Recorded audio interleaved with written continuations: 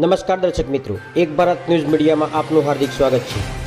કચ્છ નગરની ચિત્રોડ ગામની ધન્યધરા પર શ્રી વીરમામા દેવ ગૌશાળામાં શ્રી શાસ્ત્રી વિદ્વાન પ્રખર હિન્દુ ભાગવત કથાકાર રોહિતભાઈ નાણાવટીયાના મુખારવિંદથી ચાલી રહેલી શ્રીમદ ભાગવત કથામાં આનંદ ઉમંગનો માહોલ જોવા મળ્યો।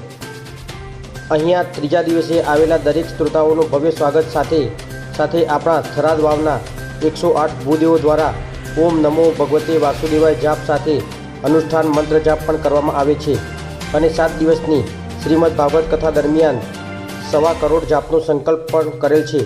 તો ગૌ માતાનું કલ્યાણ થાય તે હેતુથી સર્વ ભૂદેવોનો ખૂબ ખૂબ આભાર।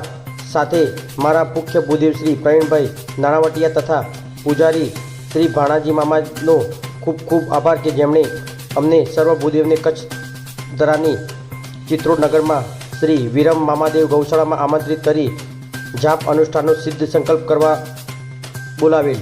ખરેખર ગૌશાળા એટલે ગૌલોક કહેવાય અને ત્યાં મંત્ર અનુષ્ઠાન કરવાનું એક વિશિષ્ટ પુણ્ય મળે છે, કારણ કે ગૌ માતામાં 33 કોટી દેવ વસેલા હોય છે। પત્રકાર પ્રદીપ ત્રિવેદી, થરાદ।